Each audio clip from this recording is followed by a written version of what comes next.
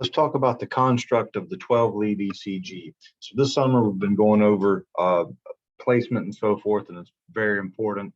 But let's talk about how those actual different 12 leads are created on the 12 lead ECG. So we know that when you go through and you do your placement, I'm going to draw a torso right quickly.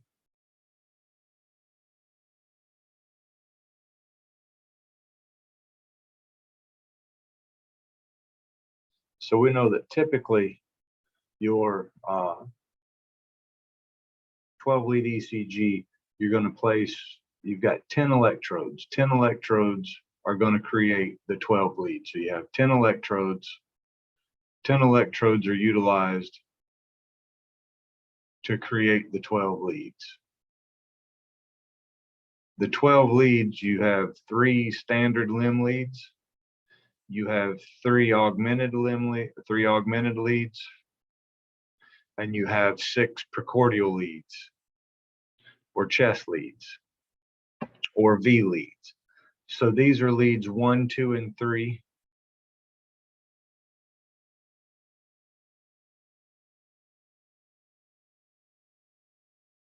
You've got AVR, augmented voltage right, augmented voltage left, AVL, and AVF, augmented voltage foot. And then you have V1 through V6, and those are V1, V2, V1, V2, V3, V4, V5, and V6. So if you'll count them, 6, 7, 8, 9, 10, 11, 12. Those are your 12 leads. The 10 electrodes are going to make those, the 10 electrodes are going to create those 12 leads. Your standard limb leads are considered bipolar leads. That means that they utilize 2 electrodes to create a positive and a negative terminal. Your augmented voltage leads utilize 1 electrode as the positive electrode, and your heart is your negative reference point. And the same thing with the precordial leads, or your V leads, or your chest leads. Each one of those electrodes is your positive terminal, with the heart being the negative reference point. So that, with that being said, placement is super important, because if you don't place them correctly, you can potentially make it look like someone's having maybe a septal infarct or something to that effect. So placement is important. So we want to make sure when we're placing these, you palpate for the intercostal spaces. You've got to get V1 and V2 placed. So if I'm staring at the patient head on, this is their right side and this is their left side. So we'll go over the precordial placement first, and then I'll go over AVR, AVL, AVF, and the standard limb leads. So if you're touching and feeling yourself, you're going to look at up here where you get this little V in your throat. That's your suprasternal notch. So feel in your neck for the suprasternal notch, and then you're going to come down. You'll come down, there'll be this outward protrusion, and that's going to be where the manubrium meets the sternal body, and that's going to be your angle of Louis. That angle of Louis pretty much is going to coincide right across with where the second rib is. So it puts you directly over rib 2. So if you've got a rib up here, that'd be your first rib. And then you're going to have ribs below that. So the third rib, fourth rib, and your fifth rib. So notice that you've got intercostal spaces. Your intercostal spaces are between the ribs. So your first intercostal space is actually going to be between rib 1 and rib 2. I'm just going to, so this is rib 1, rib 2, rib 3, rib 4, rib 5. I'm not going to do all of them just because I only need the 4th and the 5th intercostal space. Maybe I'll do 6. So if I'm palpating my patient, change colors right quickly. I'm palpating the patient. What I'm going to do is I'm going to palpate that angle of Louis. I know that's over the second space, so that dip above that. So this area here is your first intercostal space. Then you have your second intercostal space, your third intercostal space, and now we have the 4th intercostal space just to the patient's right of the sternal border, and that's where you would place V1. Then you're going to go directly across from that on the other side of the sternal border in the 4th intercostal space, and V2. If you need help, just go up here, find your superstar notch, come down, find the angle of Louis, and then you can count down. Know that below that puts you in the second intercostal space, third intercostal space, fourth intercostal space, and that's where you're going to get place V2. Then you've got the, so if you have a clavicle up here, your mid-clavicular line in the fifth intercostal space is where you would place V4. Place V4 in the fifth intercostal space. Then you can split the difference between V2 and V4 with the placement of V3. And then in the anterior axillary line, in that, so mid-clavicular line, fifth intercostal space, that's also the same spot you can find the point of maximal impulse, is where you'll place V4. Then in the anterior axillary line, fifth intercostal space, you'll place V5. And then in the mid-axillary line, fifth intercostal space, you'll place V6. Each one of these are a positive electrode.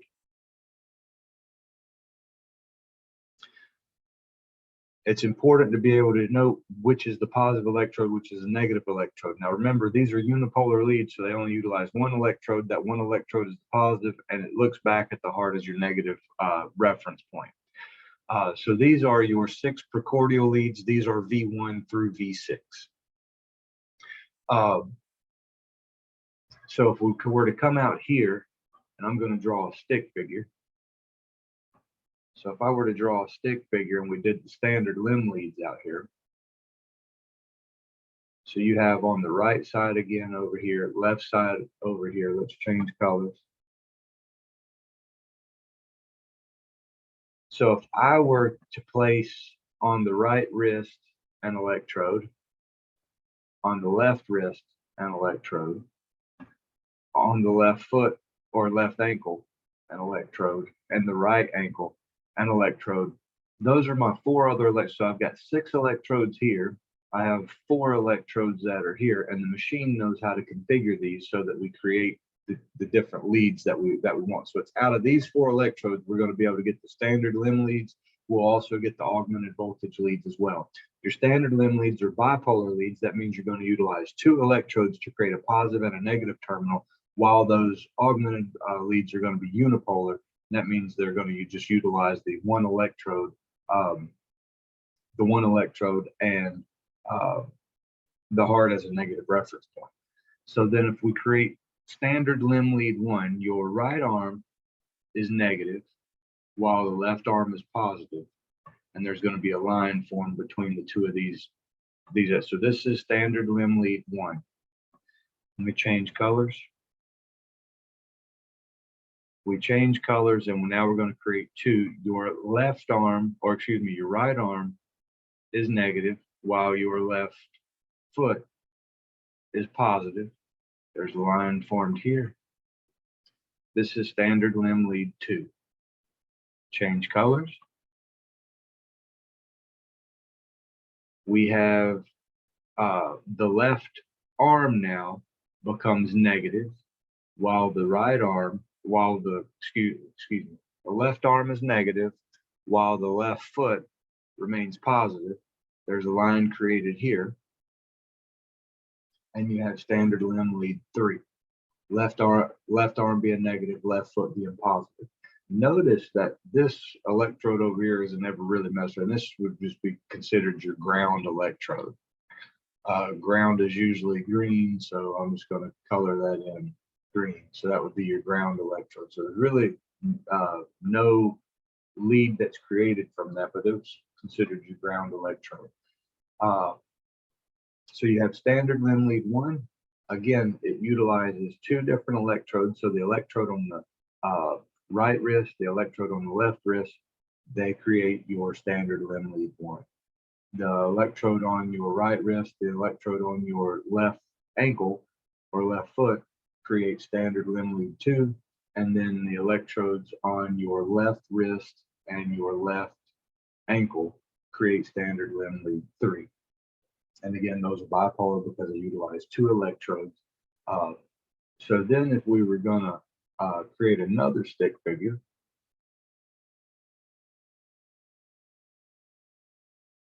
place the same electrodes, change colors again. So if I now place the same electrode. So you have an electrode on the, and again, this is right, this is left. On the left ankle, right ankle. Now, if we're going to talk about the augmented voltage leads, I'm going to utilize all these in the with blue. So if I'm looking at AVR,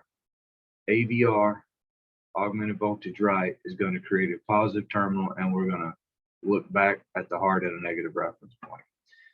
Then if I do AVL, augmented voltage left, I'm positive over here. We're looking back at the heart from that negative reference point.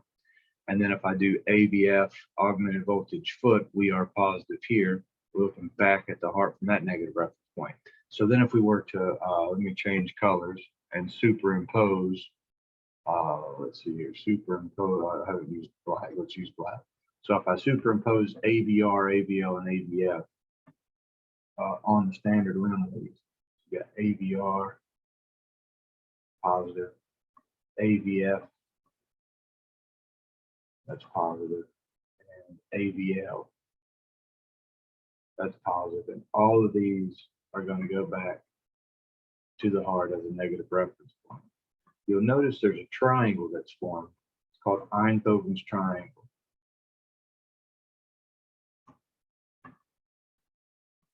So that's how you create the 12 leads. Now, in this day and age, you may find that you're not placing the electrodes on the right wrist or the left wrist. It is appropriate for, you know, the right wrist electrode to be placed up here, left wrist electrode to be placed up here, and you may even see on the lower abdomen the left leg or the right leg placed here. It is important to, when you're placing these, make sure you're putting them in the appropriate spot on the patient's correct side. So when you're looking at them, it'll be the patient. Like for instance, V1 will go to the patient's right or your left of the sternal border. V2 will go to the patient's left or your right of the sternal border, and you'll wrap them around. And each one of these positive electrodes, so each one of these positive electrodes is going to be the vantage point from how you view the heart. So if you can look at the positive electrode equaling that of, say, an eyeball, that is your positive electrode. So that is how you are looking at. So if we were to have a box,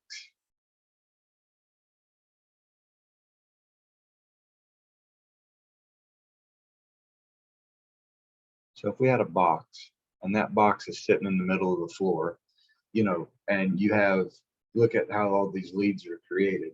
So if you have lead 1, which is negative over here, and assuming this is the right side and this is the left side, you have your positive over here. So basically your eyeball is right here and you're looking back at that box. The box is symbolic of the heart because you would have your heart out in the chest. Then you're looking at that side of the box from this angle. So you're standing here looking that direction at the box. Then if you were in standard limb lead 2, where you're still negative over here and you become positive down here, then you're now having this. So if you're a person standing here, now you have this view of the heart, and so on and so on. So ultimately, just to be brief, the positive electrode should be the vantage point from which you are viewing the heart. So you'll notice here, if the heart is sitting in the chest, kind of as such, as each one of these electrodes move around, you're looking at a different portion or different aspect of the walls of the heart and so forth, or different portions of the anatomy of the heart. So that's important to understand. So that's how you construct the 12-lead ECG. That is the construct of the 12-lead ECG. One thing we want to make mention, when you're looking at your actual 12-lead ECG after it's done, you're going to notice that in the majority of the leads that you've got, your P wave, your QRS complex, and your T wave are going to appear to be upright. And say, for instance, AVR, you're likely going to see that your ECG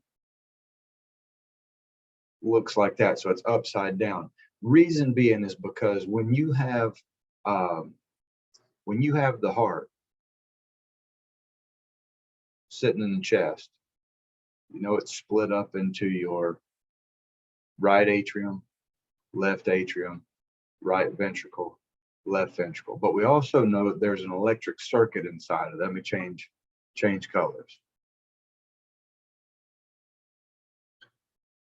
We know that there's an electric circuit in here that begins at the sinoatrial node. So you have the sinoatrial node located in the right atrium. You got a little intraatrial or Bachman's bundle that sends an electrical impulse over to the left atrium.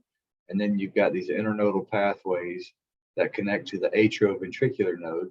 From the atrioventricular node that is going to pass through the bundle of his, you're going to get your left bundle branch, and then you're going to get your right bundle branch. And then those are going to extend these finger-like projections, you're called your Purkinje fibers, up into the myocardium. So once this takes place, you've got a wave of depolar. So depolarization is lost. So you get the initial impulse is going to fire in the sinoatrial node. That's let you know that you've got a sinus rhythm when you got a P wave there. But when this overall wave of depolarization is moving this direction, so when that electricity is moving generically this direction, if the wave of depolarization moves toward a positive electrode, you get an upright deflection of your waveforms. If the overall wave of depolarization moves away from the positive electrode, you get a negative or downward deflection or upside down deflection. So if you'll notice, so if we were to go up here, now I know this is not anatomically correct, but if we were to come up here and put the heart right there, then we can see that in lead 2, because in lead 2, the overall wave of depolarization moves that direction. In lead 2, you would expect an upright ECG in lead 2. In lead AVR, because your positive electrode is here, overall wave of depolarization moves that direction. That's moving away from that positive electrode. You're going to see that in AVR, you'll get a negative or downward deflection. So this is pretty crude at the most, but nonetheless, this is the construct of the 12-lead ECG and why you may see ECG waves right side up, or you may see ECG waves upside down. Thank you for your time and attention.